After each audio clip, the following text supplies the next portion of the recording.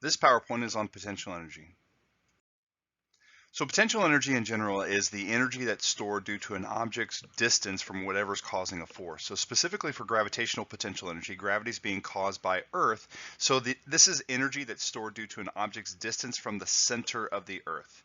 So anything with gravitational field can store potential energy. So essentially any object that has mass technically can have a gravitational potential energy. But generally speaking, when we talk about gravitational potential energy, we talk about potential energy with respect to the Earth. So the gravitational potential energy, we use a capital U to designate potential energy and a subscript G to say it's gravitational potential energy. So this is always relative to a reference, which is the ground. Now technically, if you want to figure out the total gravitational potential energy of something, then you have to go all the way to the center of the Earth, and that equation gets very, very complicated. However, if you just go to a surface that's relatively close, then the gravitational potential energy equation becomes a lot more simple and easier to manage. So in essence, gravitational potential energy is the work that gravity can do or has the potential to do, which is why we call it potential energy. So the equation itself, gravitational potential energy is going to be equal to the work done by the gravitational force, which we know that work is going to be equal to force times displacement. So gravitational potential energy is the force of gravity times displacement. Now the displacement for gravitational potential energy is a vertical displacement because as an object gets higher, it moves away from the center of the Earth. But if it moves horizontally, then there's no change in gravitational potential energy because it's not moving towards or away from the center of the Earth. So we plug in our equation for force of gravity. We have an equation for that. It's going to be mass times gravity. So mass times gravity times the height. That equation gives me the gravitational potential energy. Now keep in mind that height is reference to the ground that's closest to us. So whenever we do a problem that has gravitational potential energy, we always say that the lowest point within that problem is going to be where the gravitational potential energy is zero, where the height is zero. Now, technically speaking, you can go lower than that because you can dig into the ground, or maybe an example, we're on the second floor and we take the second floor up and talk about the height from there, but then you have a floor below. So in a problem, we always say that the height is zero at the lowest point in the entire problem, even though technically we can go lower than that. All right, so the first example says a teacher's 2.0 kilogram water bottle sits on the counter 1.5 meters above the ground. What's the gravitational potential energy relative to the ground? So we have our equation, mass times gravity times the height. The mass is 2, gravity is going to be 9.8, the acceleration due to gravity, and then we got 1.5.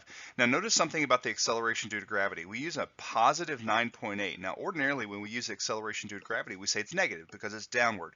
However, all energy are scalars. Energies are scalars, which means that they don't have a direction.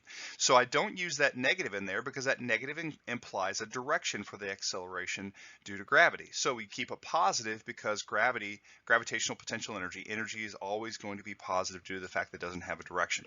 So we multiply all those together, we get 29.4 joules. Now keep in mind that's with relation to the lowest point in the scenario, which is the ground.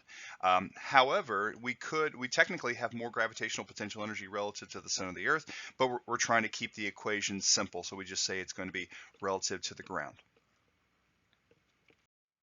So the next question, it says, if the water bottle fell from the table, will the gravitational potential energy be increase or decrease? So we know the gravitational potential energy at the top of the table is going to be 29.4. However, afterwards, it's going to go down to the ground. Now we say the ground is the lowest point and it's going to have a height of 0, so therefore the ground is going to have 0 height. Now does it increase or decrease? Well, simply put, if we decrease height, we're going to decrease gravitational potential energy. If we increase height, we increase gravitational potential energy. So while energy can be positive, it can only be positive, change in energy can be positive or negative.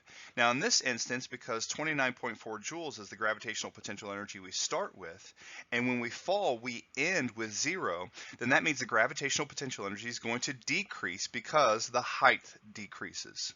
All right, so whenever we figure out the change in gravitational potential energy, whether it increases or decreases, we're looking at the height, whether it increases or decreases, to tell us about gravitational potential energy. Next question, it says a 2.5 kilogram rock falls off of a 62-meter cliff and hits the ground below. What's the initial gravitational potential energy? What's the final gravitational potential energy? So you notice the U sub G, that's gravitational potential energy, but I have this initial that's going to be on there as well, and then gravitational potential energy final over here.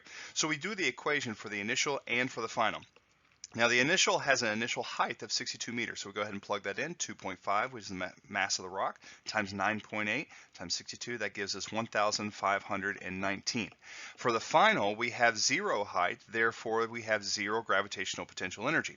So if we start here at 1519 and end at 0, a change is always final minus initial. So the final is going to be 0, the initial is going to be 1519, so 0 minus 1519 gives me a negative change in gravitational potential energy, which means it decreased.